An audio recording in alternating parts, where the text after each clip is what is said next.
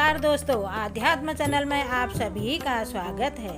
आज मैं आपको भाद्रपद शुक्ल एकादशी परिवर्तनी एकादशी के बारे में बताऊंगी और इसमें युधिष्ठिर श्री कृष्ण भगवान से पूछते हैं कि इस एकादशी का नाम क्या है और इसका महात्म्य क्या है और मुझे इस एकादशी के बारे में सब कुछ बताइए। तो दोस्तों, श्री कृष्ण भगवान युधिष्ठिर को समझाते हुए और उनको बताते हैं कि हे राजन, पुण्य स्वर्ग और मोक्ष देने वाली तथा सब पापों का नाश करने वाली भादों के शुक्ल पक्ष के एकादशी को परिवर्तनी एकादशी कहते हैं। इसको वावन जयंती भी कहते हैं। अब मैं आपको इस एकादशी की कथा कहता हूँ। एक एकादशी की कथा सुनने मात्र से समस्त पापों का नाश हो जाता है। जो मनुष्य इस एकादशी के दिन मेरी वावन रूप की पूजा करता है, मैं उसे संसार के पूजा का फल देता हूँ। उसे तीनों लोग पूज देते हैं। अतः मोक्ष की कामना करने वाले मनुष्य इस व्रत को अवश्य करें। जो मनुष्य कमल नयन भगवान का कमल से पूजन करते हैं, वे अवश्य ही भगवान के समीप जाते हैं तथा भगवान के धाम को प्राप्त करते हैं। जो मनुष्य भादो शुक्ल एकादशी को वामन भगवान का व्रत और पूजन करते हैं, वे तीनों देवता ब्रह्मा विष्णु महेश सहित तीनों लोगों का पूजन करते हैं। जो मनुष्य इस एकादशी का व्रत करते हैं, उन्हें इस संसार में कुछ भी करना शेष नहीं रहता।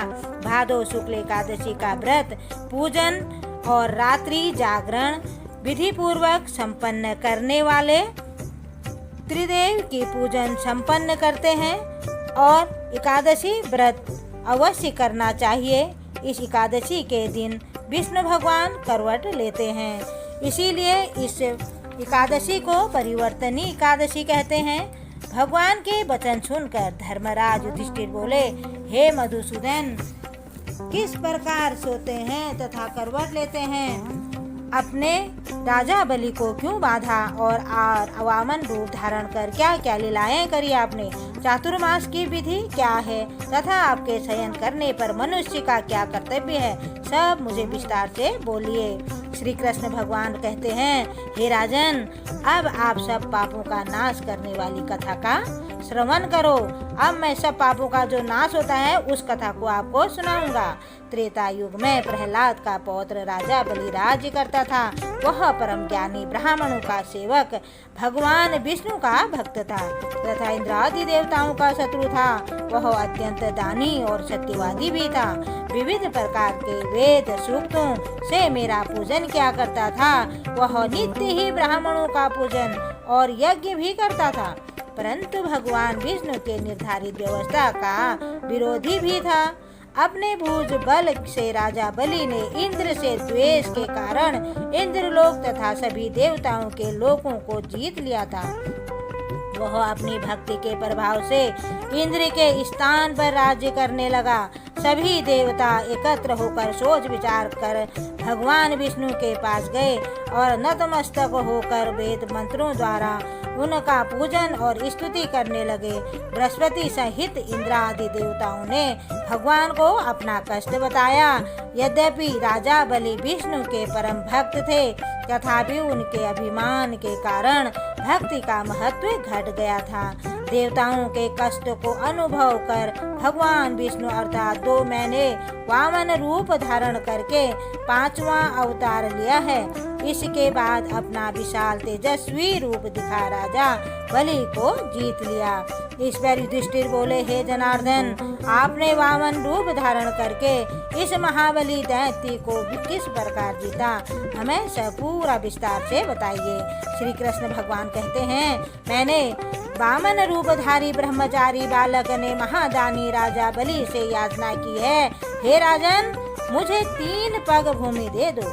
इससे तुम्हें 3 लोगों के दान का फल प्राप्त होगा।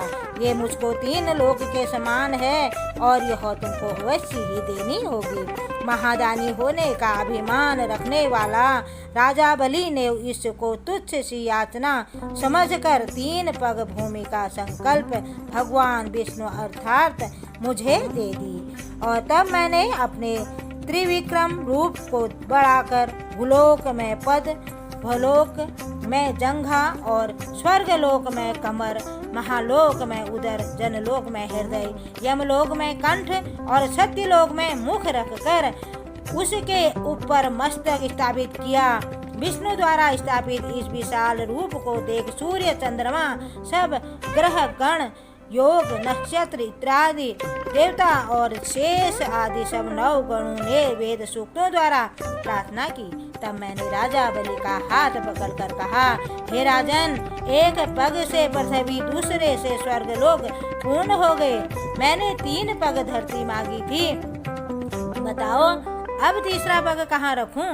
बलि, जो विष्णु भगवान के भक्त थे, अपना सिर झुका लिया और मैंने अपना पैर उसके मस्तक पर रख दिया। प्रभु ने जब चरण दबाया तो भक्त बलि पाताल को चला गया।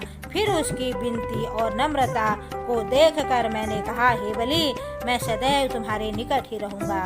यदि तुम वामन एकादशी का विधि सहित व्रत करोगे तो मैं तुम्हारे द्वार पर कुटिया बनाकर रहूंगा। अतः राजा बलि ने वामन एकादशी का विधि पूर्वक व्रत किया। राजा बलि के कहने पर भादो के शुक्ल पक्ष में परिवर्तनी एकादशी के दिन बलि के आश्रम पर मेरी प्रतिमा स्थापित की और दूसरी क्षीर सागर में शेषनाग के पृष्ठ पर हुई। हे राजन, इस एकादशी को भगवान शयन करते हुए करवट लेते हैं, इसीलिए तीनों लोकों के स्वामी भगवान विष्णु का उस दिन पूजन करना चाहिए।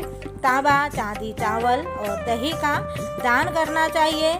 इस दिन रात्रि को जागरण भी करना चाहिए। जो विधि पूर्वक इस एकादशी का व्रत करते हैं वे सब पापों से मुक्त होकर स्वर्ग पर जाते हैं और चंद्रमा के समान प्रकाशित हो यश पाते हैं। जो मनुष्य पापों का नाश करने वाली इस कथा को पढ़ते या सुनते हैं उन्हें 1000 अश्वमेध यज्ञ का फल प्राप्त होता है। धन्यवाद।